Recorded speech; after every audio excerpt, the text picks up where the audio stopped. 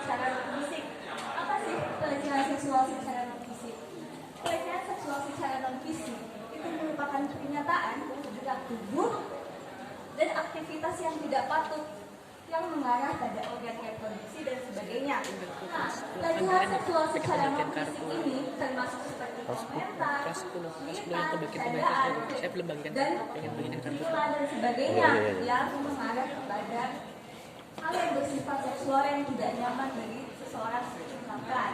Yang kedua, ada pelecehan seksual fisik. Pelecehan seksual fisik adalah perbuatan seksual secara fisik yang ditujukan terhadap tubuh, keinginan seksual, dan atau organ reproduksi dengan maksud merendahkan harkat dan martabat seseorang berdasarkan seksualitas dan atau keasuhan.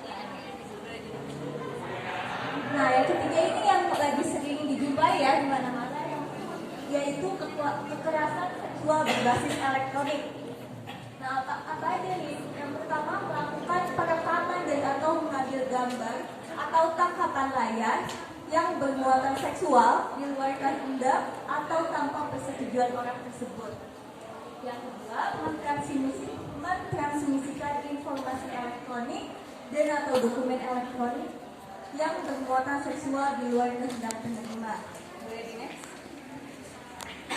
Nah, mengenai yang aku sebutkan tadi yang tadi ada 9, itu diatur dalam undang-undang dan ada sanksi pidananya. Makanya perlu diketahui bahwa 9 bentuk kekerasan seksual ini dapat dipidana dengan pidana dan atau denda yang variatif dengan kisaran penjara 9 bulan sampai 15 tahun dan denda 10 juta sampai 1 miliar rupiah. Nah, makanya perlu diingat ya teman-teman, mungkin kelihatannya sepele atau gimana, tapi hal ini tuh sudah diatur secara spesifik dalam undang-undang tindak pidana kekerasan seksual dan ada sanksi pidana yang mengatur. Maka dari itu perlu diperhatikan dan diwaspadai mengenai kekerasan seksual ini. Mungkin selanjutnya akan dijelaskan oleh rekan saya, Bella dari kesehatan. Oh, sorry, sama Kak Ibu dari. Nah, ini balik lagi nih sama aku. Nah, di sini aku bakal bahas tentang dampak psikologis pada korban kekerasan seksual, teman-teman. Nah, yang pertama itu yang biasa dialami itu adalah trauma. Nah, traumanya ini tuh biasanya ada gejala-gejala, teman-teman. Yang pertama itu kecemasan, terus ketakutan, mimpi buruk, perubahan suasana hati, terus perasaan bersalah sampai depresi, teman-teman. Terus yang kedua ada gangguan emosional. Nah, di sini tuh korban kekerasan seksual cenderung merasa rendah diri, terus juga malu, merasa hina, merasa tidak aman, dan juga kehilangan kepercayaan kepada orang lain. Nah, mereka juga mungkin mengalami kesulitan dalam mengelola emosi mereka dengan baik. Nah, selanjutnya ada gangguan psikoseksual. Nah, ini berhubungan dengan citra tubuh mereka, teman-teman. Jadi kayak bisa aja korban kekerasan seksual itu orientasi seksualnya menjadi terganggu. Terus juga hubungan interpersonal mereka dengan orang-orang tuh jadi terhambat, teman-teman. Nah, selanjutnya ada gangguan perilaku. Nah, gangguan perilaku ini tuh biasanya korban kekerasan seksual menjadi agresif, terus juga menarik diri, mengisolasi diri, hingga kesulitan dalam tadi membangun hubungan interpersonal, ya, teman-teman. Kemudian ada gangguan makan. Nah, korban kekerasan seksual juga bisa menimbulkan gangguan makan kayak anoreksia, bulimia, atau gangguan makan lain sebagai penyelesaian masalahnya mereka, teman-teman. Nah, terus selanjutnya ada gangguan belajar dan akademik. Nah, ini mereka biasanya jadi sulit berkonsentrasi, terus sulit mengingat informasi juga, terus sulit juga menyelesaikan tugas-tugas sekolah, teman-teman, karena permasalahan kekerasan seksual yang mereka alami. Nah, lebih lanjut lagi bakal dibahas dampak dari kekerasan seksual dari segi kesehatan, teman-teman. Check sound.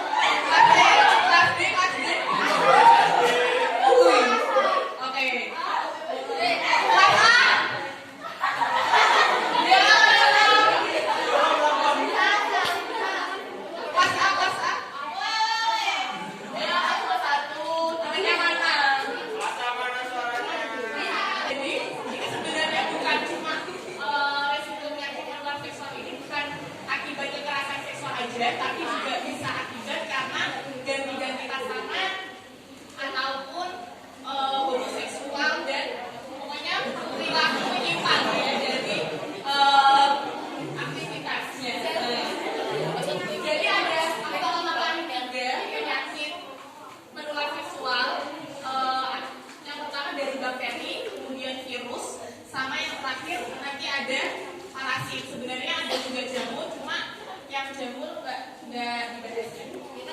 Yang pertama dari bakteri. Nah, untuk bakteri ini yang pertama Zoonotokarbin sifilis atau raja singa. Di sini penyebabnya, maaf ya kalau misal pada bahasanya susah dipahami, juga paham. Jadi akibatnya dari sifilis ini tuh adalah dari bakteri Treponema pallidum, di mana untuk ciri-cirinya itu biasanya di alat kelaminnya itu ada ulkus. Ulkus itu kayak permukaan. Tapi kalau Treponema pallidum ini atau sifilis ini lukanya itu tidak nyeri rasanya. Jadi kalau misal ditekan itu tidak nyeri dan juga